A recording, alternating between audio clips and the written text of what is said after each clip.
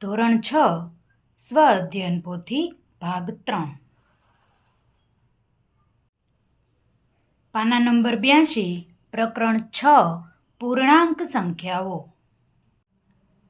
પ્રશ્ન 1 સાચો વિકલ્પ પસંદ કરી બોક્સમાં લખો. પહેલો પ્રશ્ન, -6 ની અનુગામી સંખ્યા કઈ છે? અનુગામી સંખ્યા એટલે જમણી બાજુએ આવેલી તરતની સંખ્યા. સંખ્યા રેખા અહીં દોરેલી છે.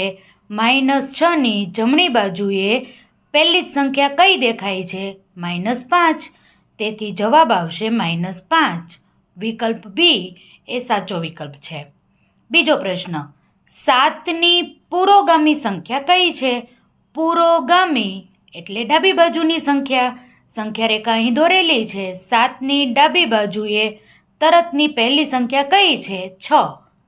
તેથી 7 ની પુરોગામી સંખ્યા બનશે 6. વિકલ્પ સી એ સાચો જવાબ છે. ત્રીજો પ્રશ્ન, સંખ્યા રેખા પર -1 અને 1ની વચ્ચેની પૂર્ણાંક સંખ્યા કઈ છે? એ તો આપણને ખબર જ છે. -1 અને 1ની વચ્ચે 0 આવે, તેથી વિકલ્પ આવશે ડી.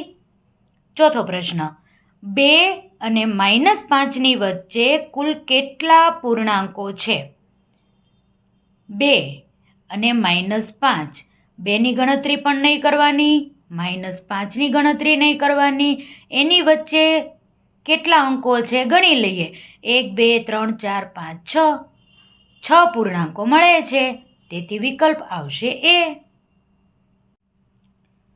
પાંચમો પ્રશ્ન, શિમલામાં જાન્યુઆરી માસમાં તાપમાન 0° થી 9° નીચું છે, જેને સંકેતમાં ખાલી જગ્યા અંશ / લખાય. નીચું છે આવું કયું છે? એનો અર્થ એવો કે તાપમાન છે એ માઇનસમાં છે, તેથી આપણે લખી શકીએ -9°C. તેથી વિકલ્પ આવશે સી. પ્રશ્ન 2 ખાલી જગ્યા પૂરો. 0 દરેક ખાલી જગ્યા પૂર્ણાંક કરતાં નાનો છે. કોના કરતાં 0 નાનો હોય? ધન પૂર્ણાંક કરતાં, તેથી ખાલી જગ્યામાં લખીએ ધન. બીજો પ્રશ્ન, 0 દરેક ખાલી જગ્યા પૂર્ણાંક કરતાં મોટો છે. 0 કોના કરતાં મોટો ગણાય? ઋણ પૂર્ણાંક કરતાં, તેથી ખાલી જગ્યામાં આવશે ઋણ. ત્રીજો પ્રશ્ન, સંખ્યા રેખા પર -4 એ -11ની ખાલી જગ્યા બાજુએ હોય. સંખ્યા રેખા દોરીએ તો -4 અહીં છે, 11 આ બાજુ આવતા જશે, બરાબર છે. તો 4 છે એ -4 છે એ -11ની કઈ બાજુએ હશે? જમણી બાજુએ. ચોથો પ્રશ્ન, -25 વત્તા ખાલી જગ્યા બરાબર 0. 0 ક્યારે આવે? વિરોધી સંખ્યા હોય ત્યારે. -25 આપ્યા છે તો આપણે +25 લખવા પડે. પાંચમો પ્રશ્ન, -10 અને -15 વચ્ચે આવતી સંખ્યાઓ પૈકી નાનામાં નાની પૂર્ણાંક સંખ્યા ખાલી જગ્યા છે. અહીં મેં સંખ્યાઓ બતાવેલી છે, સંખ્યા રેખા દોરી નથી, બરાબર છે. આપણને એવું કીધું છે -10 અને -15 વચ્ચે જેટલી સંખ્યાઓ છે તેમાં નાનામાં નાની સંખ્યા કઈ છે? માઇનસમાં એવું છે, શૂન્યની બાજુમાં જે સંખ્યા જતી હોય એ મોટી હોય અને શૂન્યથી દૂર જે સંખ્યા જતી હોય એ નાની હોય. તેથી નાનામાં નાની પૂર્ણાંક સંખ્યા કઈ મળશે? -14. પ્રશ્ન 3 નાની, મોટી અને બરાબરની નિશાની વડે ખાલી જગ્યા પૂરવાની છે. પહેલો પ્રશ્ન, -60 અને 50. મોટું કોણ છે? 50, તેથી આવી નિશાની આવશે. 0 અને -2, આ બંનેમાં મોટું કોણ છે? 0, તેથી આવી નિશાની આવશે. -10 અને -11. હમણાં મેં વાત કરી હતી, શૂન્યની નજીક જે સંખ્યા હોય એ મોટી કહેવાય. તો -10 શૂન્યની નજીક હશે અને -11 એની પછીની હશે, તેથી આવી નિશાની આપણે કરવી પડે. -2 વત્તા -5 અને -3 વત્તા -4. વત્તે ઓછે ઓછા, 5 ને 2 7, મોટી સંખ્યાની નિશાની, તેથી -7 આવશે.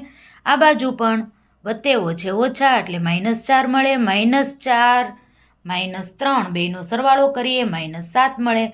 બંને સંખ્યા સરખી છે, તેથી આપણે બરાબરની નિશાની કરીએ. પાંચમો પ્રશ્ન, -100 વત્તા -5 એટલે થશે -105. અને આ બાજુ 100 વત્તા 5 તો એ +105. આ બંનેમાં મોટું કોણ? +105. તેથી આવી નિશાની કરીએ. પ્રશ્ન 4. નીચેના વિધાનો ખરા છે કે ખોટા તે જણાવો. પહેલો પ્રશ્ન, શૂન્યની જમણી બાજુ જેમ દૂર જઈએ તેમ સંખ્યા મોટી થાય છે. સાચી વાત છે. -1 એ સૌથી નાનો પૂર્ણાંક છે. ખોટું. -1 એ સૌથી નાનો પૂર્ણાંક નથી. -9 થી 2 ડગલા ડાબી બાજુ જતાં -7 મળે. હવે -9 છે ત્યાંથી આપણે 2 ડગલા ડાબી બાજુ જવાનું છે તો -10, -11 આવી રીતે મળે. -7 મળે નહીં. તેથી આવશે ખોટું. ચોથો પ્રશ્ન, શૂન્ય એ ન પૂર્ણાંક પણ નથી અને ઋણ પૂર્ણાંક પણ નથી. અહીંયા ધજાનો લખવાનું રહી ગયું. શૂન્ય એ ધન પૂર્ણાંક પણ નથી અને ઋણ પૂર્ણાંક પણ નથી. સાચી વાત છે. ધનમાંય ન આવે ને ઋણમાંય ન આવે. તેથી સાચું. પાંચમો પ્રશ્ન, -67 એ -66 કરતાં મોટો પૂર્ણાંક છે. ખોટી વાત છે. -67 આ બાજુ આવશે ને પછી -66 આ બાજુ આવશે, 67 આ બાજુ આવશે. શૂન્યથી જેમ દૂર જાય એમ કેવી સંખ્યા થાય? નાની. તેથી કહી શકાય કે -67 એ -66 કરતાં મોટો પૂર્ણાંક છે. આ વિધાન ખોટું છે. જમણી બાજુ જે હોય ને એ મોટો હોય, ડાબી બાજુ હોય એ નાનો પૂર્ણાંક કહેવાય. તો -67 છે એ -66 કરતાં નાનો પૂર્ણાંક છે, મોટો પૂર્ણાંક નથી. તેથી વિધાન આવશે ખોટું. પ્રશ્ન 5. નીચેના પ્રશ્નોના જવાબ લખો. આપેલા પૂર્ણાંકોને ચડતા ક્રમમાં ગોઠવો. ચડતા ક્રમમાં ગોઠવવા માટે શું કરવું પડે? સૌથી નાનો પૂર્ણાંક પહેલાં લખવો પડે, પછી એનાથી મોટો એવી રીતે પૂર્ણાંક ગોઠવવાના હોય. કેવી રીતે ખબર પડે? સંખ્યા રેખા દોરીએ ત્યારે ખબર પડે. તેથી આપણે પહેલાં સંખ્યા રેખા દોરીએ. જે પૂર્ણાંકો આપણને આપેલા છે તે સંખ્યા રેખામાં દર્શાવીએ અને ડાબી બાજુથી જમણી બાજુએ જતાં જે પૂર્ણાંકો મળે છે આપણને ચડતા ક્રમમાં મળી જશે. વિદ્યાર્થી મિત્રો, ખાસ યાદ રાખજો, સંખ્યા રેખા તમારે ફૂટપટ્ટી અને પેન્સિલથી દોરવાની છે. ગણિત અને વિજ્ઞાનમાં ક્યારેય આકૃતિ પેનથી દોરવાની ન હોય. હું પેન્સિલથી દોરું તો ઝાંખું આવે, તેથી મેં પેનથી દોરેલી છે. તમારે વ્યવસ્થિત પેન્સિલથી આકૃતિ દોરવાની રહેશે. હવે ચડતા ક્રમમાં કયા કયા પૂર્ણાંકો મળે? -4, -3, 0, 1, 5, 7 આવી રીતે આપણને જવાબ મળશે. બીજો પ્રશ્ન, આપેલ પૂર્ણાંકોને ઉતરતા ક્રમમાં ગોઠવો. ઉતરતા ક્રમમાં ગોઠવવા માટે શું કરવું પડે? સૌથી મોટો પૂર્ણાંક લેવો પડે, પછી એનાથી નાનો, એનાથી નાનો, એનાથી નાનો એવું કરવું પડે. તો ખબર કેમ પડે? સંખ્યા રેખા પરથી. સંખ્યા રેખા દોરી નાખી, તેમાં પૂર્ણાંકો પણ દર્શાવી દીધા છે. હવે જમણી બાજુથી ડાબી બાજુ આપણે જવાનું. કયા કયા અંકો મળશે? 3, 2, 0, -1, -2. આ તમારો જવાબ. ત્રીજો પ્રશ્ન, એવા 2 પૂર્ણાંકો લખો જેનો સરવાળો 6 થાય, બાદબાકી પણ 6 થાય. તો 6 અને 0, 6 વત્તા 0 કરીએ તોય 6 મળે, 6 ઓછા 0 કરીએ તોય 6 મળે. સહેલું જ લખાય. ચોથો પ્રશ્ન, નીચેની દરેક જોડીમાં સંખ્યા રેખા ઉપર કયો પૂર્ણાંક ડાબી બાજુએ છે તથા કયો પૂર્ણાંક જમણી બાજુએ છે તે તમારે જણાવવાનું છે. જોડી આપણને આપી છે, યાદ રાખવાનું. નાની સંખ્યા ડાબી બાજુ આવે, મોટી સંખ્યા જમણી બાજુ આવે. બરાબર છે? તો -4 નાની સંખ્યા છે તે ડાબી બાજુએ, 0 જમણી બાજુએ. આમાંથી -11 ડાબી બાજુએ, 10 છે એ જમણી બાજુએ, -8 ડાબી બાજુએ અને +8 છે એ જમણી બાજુએ મળશે. પ્રશ્ન 5. જો આપણે સંખ્યા રેખા પર -8ના સ્થાને હોઈએ તો -13 પર પહોંચવા માટે કઈ દિશામાં અને કેટલા પગલાં ચાલવું જોઈએ? સંખ્યા રેખા આપણે અહીં દોરી શકીએ. સંખ્યા રેખા ઉપરથી નક્કી કરીએ. -8 ઉપર આપણે ઊભા છીએ, -13માં જવાનું છે તો કઈ બાજુ છે? ડાબી બાજુ. અને કેટલા પગલાં? 1, 2, 3, 4 ને 5. તેથી આપણે કહી શકીએ -8 પરથી -13 પર પહોંચવા ડાબી બાજુએ 5 પગલાં ચાલવું જોઈએ.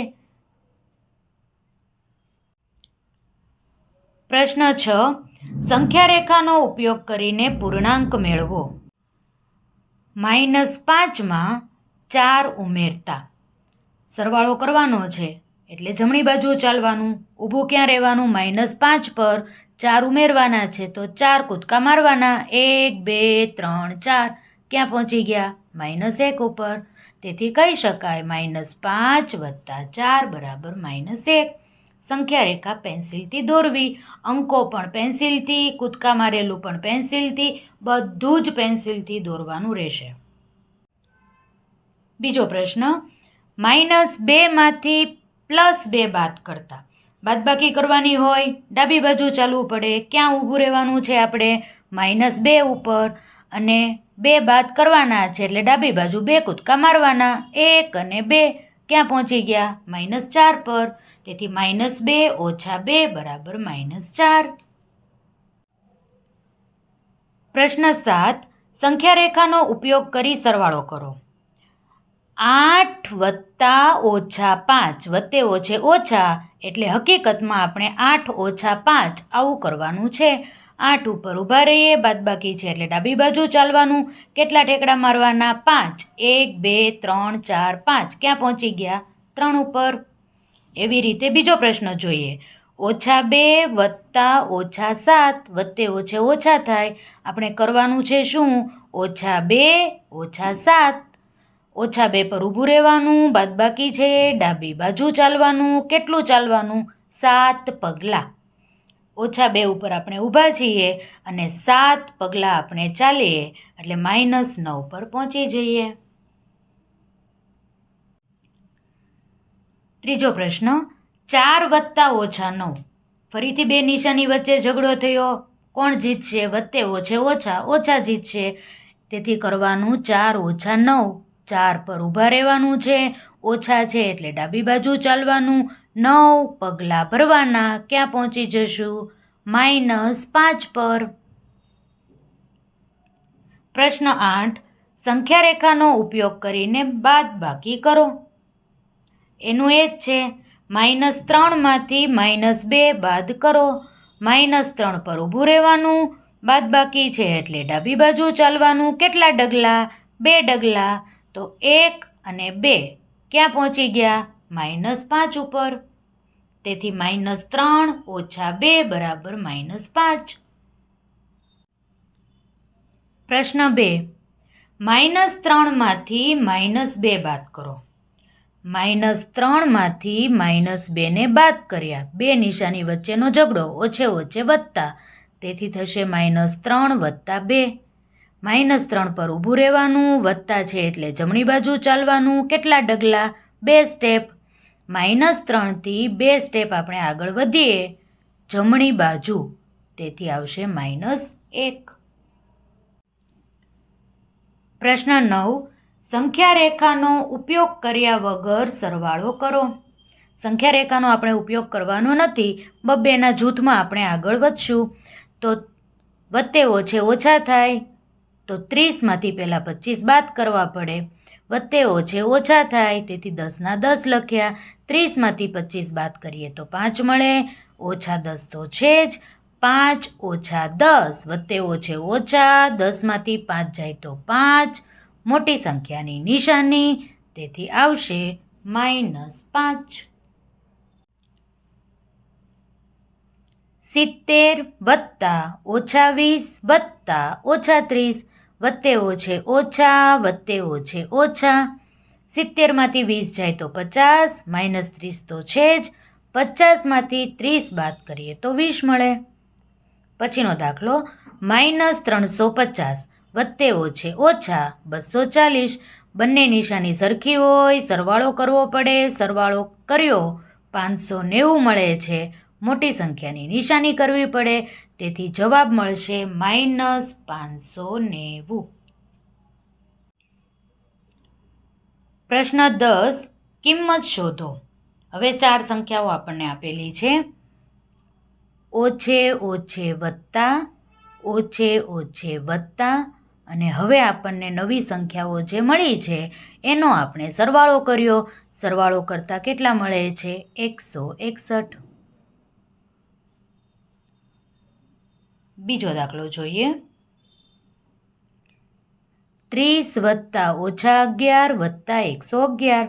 ફરીથી વત્તે ઓછે ઓછા થાય. 30માંથી 11 બાદ કરીએ તો 19 મળે. 111 તો છે જ. 111 વત્તા 19 કેટલા થશે? 130.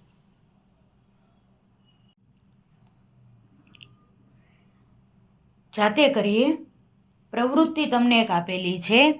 બે પાસાની બાજુઓ પર અનુક્રમે +1, +2, +3, +4, +5, +6 અને -1, -2, -3, -4, -5, -6 આવા અંકો આપેલા છે.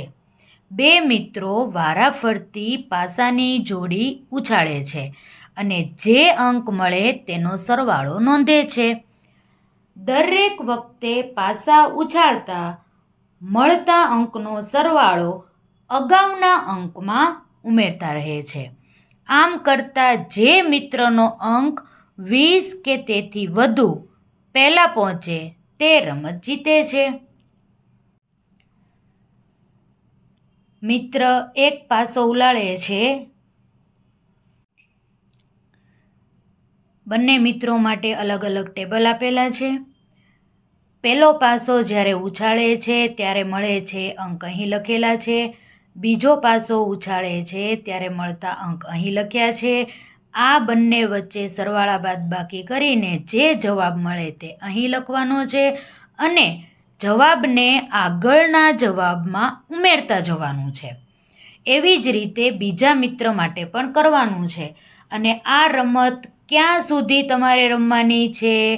જ્યાં સુધી છેલ્લો સરવાળો 20 કે 20 કરતાં વધી ન જાય ત્યાં સુધી. તમારે રમત રમતા રમતા આ ટેબલ પૂરું કરવાનું છે. મેં માત્ર તમને નમૂનો આપ્યો છે. આ નમૂના પ્રમાણે તમારે બંને મિત્રોએ ભેગા મળી અને આ ટેબલ રમતા રમતા પૂરું કરવાનું છે. ખાસ યાદ રાખવાનું, જે પરિણામ મળે તેને આગળના પરિણામમાં ઉમેરતા જવાનું છે અને છેલ્લે જેનો સરવાળો 20 કરતાં મોટો આવે તે જીતે. તો અહીં મેં નમૂના રૂપે જે ટેબલ તૈયાર કર્યું છે એમાં પહેલા મિત્રનો સરવાળો 24 મળે છે, બીજા મિત્રને સરવાળા રૂપે 15 મળે છે. તેથી મિત્ર 1 છે એ જીતે છે.